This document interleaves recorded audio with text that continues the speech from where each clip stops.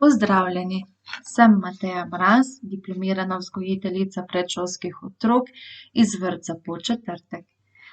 Želela bi vam predstaviti predstavitev z naslovom Spodbuda za miselne izzive iz zakladnice narave v prvem starostnem obdobju. Predstavila bom praktične primere vpeljevanja nekaterih elementov metode NTC učenja pri otrocih prvega starostnega obdobja in kako lahko vzgojitelji otrokom postavljamo miselne izzive in vpletamo dejavnosti, ki jim omogočajo kreativni razvoj ob spodbudnem okolju. Predstavitev temelji na opazovanju in spremljanju otrok pri postavljanju novih izzivov za nadgradnjo miselnega procesa ob raziskovanju naravnega materiala. V spodbudnem učnem okolju so otroci aktivni udeleženci v procesu in se samoiniciativno odločajo o dejavnostih, ki bodo uresničile njegove načrte. Spodbudno okolje otroku nenehno ponuja možnosti za odločitve in izbiro materialov, ves čas ga spodbuja k aktivnosti in samostojnosti. Otrok se osredotoča na svoje interese, preizkuša svoje zamisli in ideje, se pogovarja o svojih dejanjih, ima zagotovljeno razvojno primerne učne priložnosti, rešuje probleme in ima ob tem podporo odraslega, ki ga nenehno spodbuja. Želela bi vam pa predstaviti tudi nekaj strokovnih izhodišč programa NTC učenja. Je pedagoški pristop, ki temelji na spoznanjih o razvoju in delovanju možganov. Starše, vzgojitelje in učitelje sistematično usmerja k tistim igralnim dejavnostim z otroki, ki še posebno dobro vplivajo na nastajanje in utrjevanje možganskih povezav v času najintenzivnejšega razvoja od rojstva do približno 10. oziroma 12. leta starosti. Zaradi svoje nevrofiziološke osnove program dobro dopolnjuje razvojno psihološka izhodišča kurikuluma za vrtce in osnovno šolo ter ga hkrati bogati s predlogi konkretnih, ciljno usmerjenih telesno-gibalnih in miselnih iger ter dejavnosti.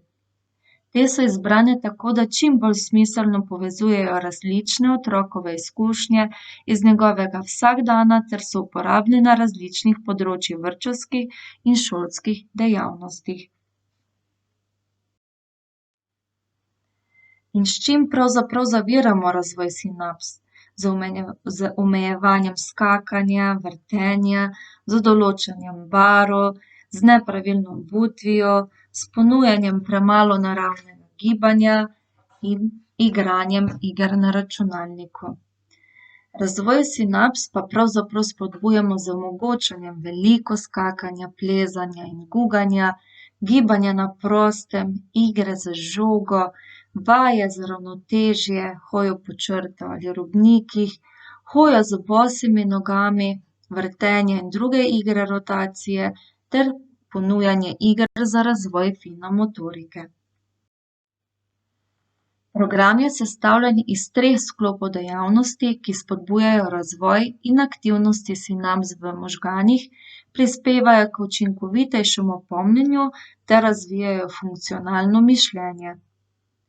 V prvem starostnem obdobju izvajamo predvsem prvi sklop dejavnosti, glede na interese in sposobnosti otrok lahko dodamo še posamezne elemente drugega in tretjega sklopa. Dejavnosti v prvem sklopu, ki v veliki meri vplivajo na razvoj sinaps v možganih, pa so telesno-gibalne igre, igre za akomodacijo in grafomotorične igre. V nadaljevanju vam bom predstavila, kako so v jesenskem času s strokovno delavko v oddelku prvega starostnega obdobja vpeljevali pedagoški pristop NTC učenja ter kako smo ob tem poskrbeli za spodbudno učno okolje v naravi kot tudi v igralnici. Vodil naju je globalni cilj iz področja narave, spodbujanje različnih pristopov k naravi, ki pa so ga dopolnjevali še naslednji uresničeni cilji. Otrok je rokoval in manipuliral s ponujenim materialom, otrok je razvijal fino motoriko z ustavljanjem, Otrok je zaznaval naravo s predmeti iz naravnega okolja, otrok je zaznaval naravo z raziskovanjem preko čutil, otrok je spoznaval izraze za opis matematičnih lastnosti in otrok je bival v naravi in doživljal naravo. Dejavnosti v okolju vodijo k oblikovanju miselnih procesov, pa tudi k oblikovanju temeljnih pojmov, kot so prostor in čas, predmet in snov, pojem živega in neživega, spoznavanje odnosov med predmeti in odnosov med bitji ter okoljem, v katerem živijo. Tako je spoznavanje naravnega okolja hkrati cilj in proces, postopoma se oblikujejo pojmi in razvija se mišljenje. Otroci so na prostem raziskovali z naravnimi materiali iz okolice, z njimi rokovali, spoznavali možnosti igre in ob tem doživljali naravo s svojimi čutili. Med igro na prostem sva strokovno delavko otroke opazovali, se z njimi pogovarjali in igrali, da sva lahko izvedeli več o tem, kaj jih pritegne in zanima. Otroci so bili v stiku z naravo in raziskovali so naravno okolico. Otroci so spremembe in dogajanja v naravi izkušali in začutili.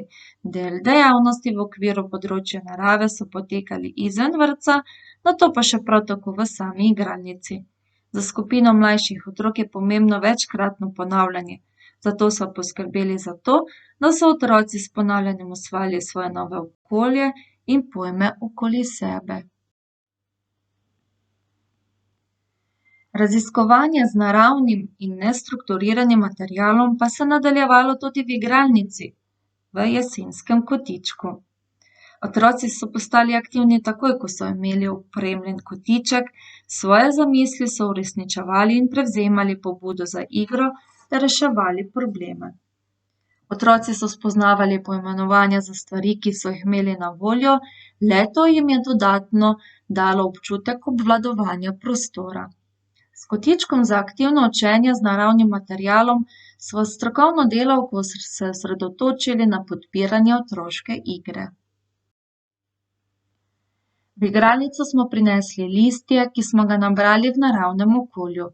Otroci so ga dobili pripravljenega v veliki škatli.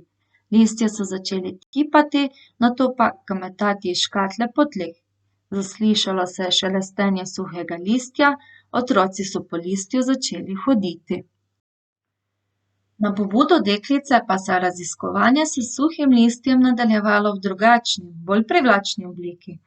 Deklica si je samoiniciativno sezula copate, ob tem pa se mi je jaz še slekla nogavičke in ji omogočila hojo bosa po listju.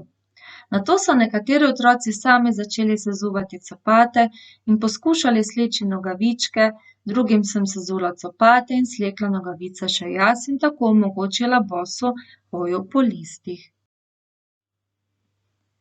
Pri tem so nekateri imeli na začetku malo zadržkov, saj jim je bilo malo neprijetno, nato pa so začeli bolj pogumno stopati po listju, saj sem se pri hoji z bosimi nogami pridružila tudi jaz. V jesenskem kotičku pa so otroci imeli pripravljen naravni in nestrukturiran material. Škatle z odprtinami in jesenskimi pridelki in plodovi, ki so jih otroci v vrtec prinašali s starši, in plodovi, ki smo jih skupaj nabrali v vrtcu z otroki. Ob pripravljenem kotičku so otroci takoj začeli posegati po škatlah z odprtinami, jih začeli odpirati in si ogledovati, kaj je v škatlah. Nekatere škatle so bile prazne, druge so bile zapolnjene z na primer storžki. Otroke je najbolj pritegnilo to, da so lahko odpirali in zapirali pokrov na škatli, šele nato pa so opazili, da imajo škatle odprtine. Otroci so radovedno opazovali, ali se kaj skriva v odprtinah. Prišli so do rešitve, da je v te odprtine mogoče vstaviti tudi predmet, stvar. Pri vstavljanju so poskušali z različnimi pripravljenimi plodovi v kotičku, ugotovili so, da vse skozi odprtino ne gre, zato so posegali po različnih predmetih in se trudili, da bi vstavili tisto stvar, ki bi šla skozi odprtine. Vztrajnost in motivacijo pri tej dejavnosti je bila moč zaslediti pri eni deklici, ki je redno posegala po raziskovanju v pripravljenem kotičku. So jo pa otroci pri tem radovedno opazovali, s čimer je pritegnila k igri tudi ostale otroke.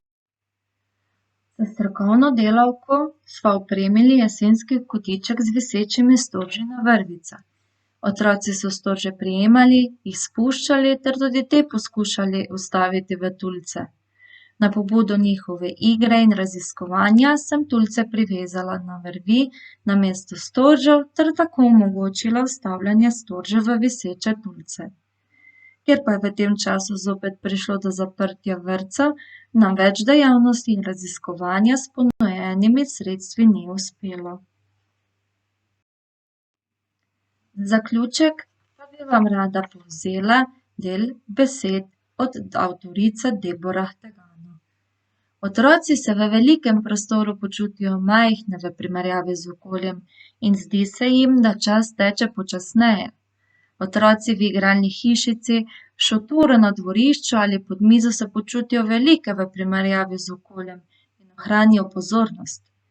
Vemo, da zaznavanje prostora, v katerem se otroci igrajo, vpliva na kakovost igre in tako na potencial za učenje. Zato je pomembno, da odrasli poskrbimo, da otrokom damo občutek, da začutijo, da so v svojem majhnem svetu pravzaprav veliki in nosijo pomembno vlogo v svojem in našem življenju. Hvala za pozornost.